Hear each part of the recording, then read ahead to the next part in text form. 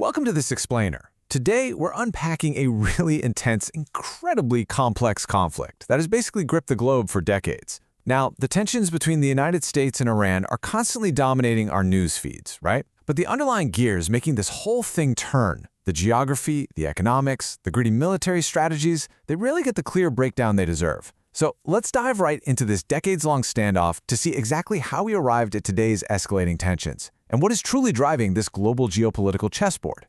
It's a huge question, and it really demands a deep dive.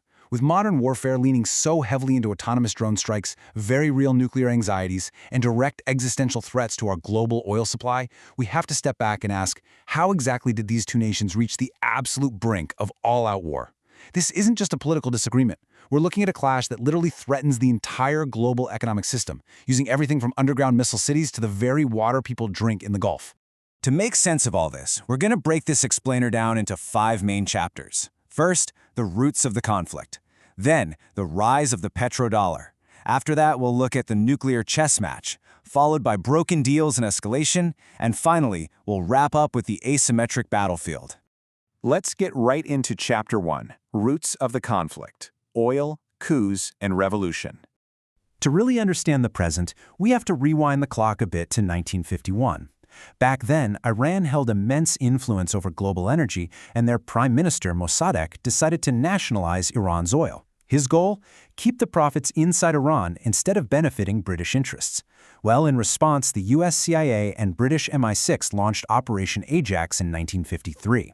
They removed Mossadegh and empowered the Shah, who was very much a Western ally. But as you can imagine, this foreign intervention deeply angered the Iranian public. Fast forward a bit, and decades of that resentment finally boiled over into the 1979 Islamic Revolution. The Shah was overthrown, the US embassy was attacked, and a fiercely anti-American Islamic Republic was officially born. Moving on to Chapter 2, Rise of the Petrodollar, the Economics of Geopolitics. Okay, this next part is absolutely crucial. It all comes down to a concept called petrodollar recycling. Back in 1974, the US had just left the gold standard and needed something to back its currency. So they made a massive, pivotal deal with Saudi Arabia. The Saudis agreed to sell their oil exclusively in US dollars and then reinvest those dollars right back into US Treasury bonds. In exchange, the US provided ironclad security guarantees. This essentially created a permanent, worldwide demand for the US dollar. So why does this matter for Iran? Well, if a nuclear-armed or highly aggressive Iran threatens the Gulf countries, they are directly threatening this entire economic system. If the Gulf security is compromised, the petrodollar system could completely collapse, and that would send economic shockwaves into literally every wallet around the globe. Which brings us to Chapter 3, the nuclear chess match, from peace to proliferation. Here is a wild bit of irony for you. Iran's nuclear journey didn't actually start with a secret weapons program. It started with American help. Back in 1957, the US introduced nuclear tech to Iran through the Atoms for Peace program for medical research and energy.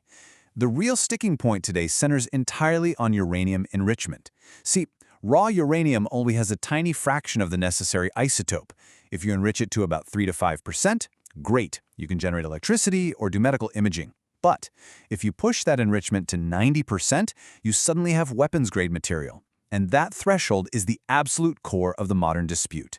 Iran historically claims they only want low-level enrichment for civilian use, but the US and its allies are terrified they're secretly racing toward that 90% mark to build a weapon and secure their ultimate survival.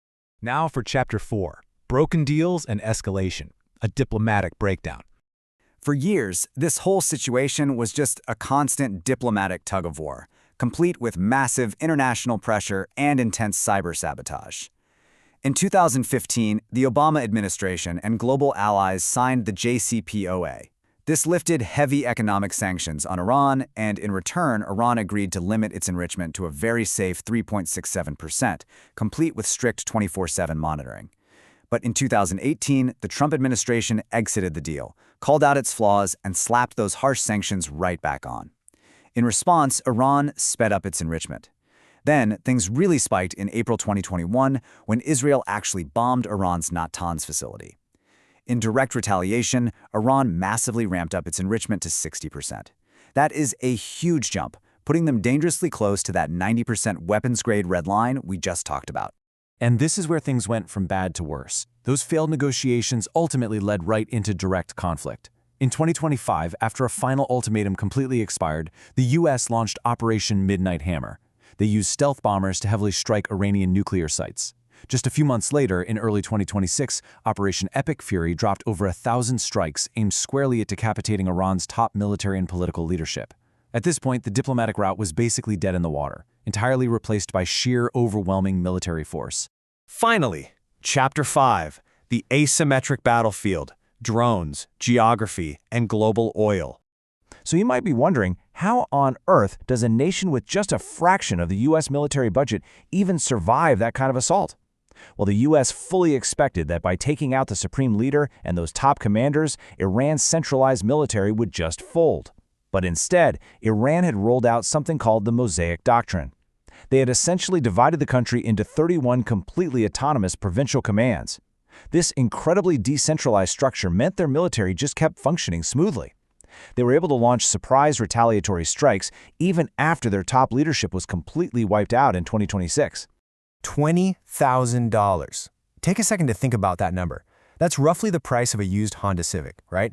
But for Iran, that is the exact cost of a Shahed drone. And these drones are the absolute cornerstone of their asymmetric strategy. They realized they don't need billion-dollar stealth fighters. Instead, they just use massive swarms of these incredibly cheap, disposable drones to completely overwhelm highly sophisticated air defenses. When you lay out the numbers side by side, the economic mismatch of this conflict is just mind-blowing. Iran launches a drone that costs $20,000, but to shoot that single drone out of the sky, the U.S. is forced to fire a Patriot interceptor that costs $4 million, or even a THAAD interceptor that runs up to $15 million each. Plus, those same cheap drones have successfully destroyed U.S. radar systems worth millions. Iran is literally weaponizing basic economics, forcing the U.S. to take on this completely unsustainable financial burden just to defend its Gulf allies. But it's not just about the money, it's also about the map itself. Iran is shielded by some wild natural geography. The Zagros and Alborz mountain ranges act like these massive, formidable natural fortresses. Add to that a landmass 4 times the size of Iraq, which allows them to absorb heavy aerial bombardments without totally crumbling. And underneath those mountains, Iran has spent decades carving out complex underground missile cities, complete with their own internal train networks, to make sure their arsenals survive surface attacks. On top of all that, they use a forward defense strategy, backing proxy groups like Hamas, Hezbollah, and the Houthis, which lets them project power all across the Middle East without putting their own Iranian troops directly on the front lines. And then there's Iran's absolute trump card, the Strait of Hormuz. It's this incredibly narrow 33-kilometer choke point, but a staggering 20% of the world's entire global oil supply passes right through it. By simply threatening to block this strait, Iran effectively holds the energy supplies of major global powers hostage. We're talking 50% of India's energy, 40% of China's, and a massive 80% of Japan's energy relying on this one tiny route. Iran doesn't actually have to win a conventional war. If they just freeze this shipping lane, they apply unbelievable economic pressure across the globe, instantly driving up the cost of pretty much everything you buy. And honestly, the asymmetric threat goes even further than oil. For instance, Gulf countries rely on coastal desalination plants for about 60% of their drinking water. One strike from a cheap drone on those plants, and entire nations could be left without water for months.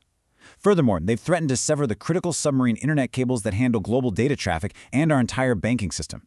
By targeting these very specific vulnerabilities, Iran can cause catastrophic civilian and economic crises without ever standing toe-to-toe with a conventional army on a battlefield. So I want to leave you with this thought to wrap up today's explainer. When dirt-cheap drones, decentralized commands, and narrow geographic choke points can hold the entire global economy hostage, what does it even mean to win a modern war? Having overwhelming military superiority just doesn't easily solve a conflict when the other side so perfectly weaponizes geography and global dependencies. Thank you so much for joining me to unpack this fascinating issue, and always keep questioning the changing nature of global power.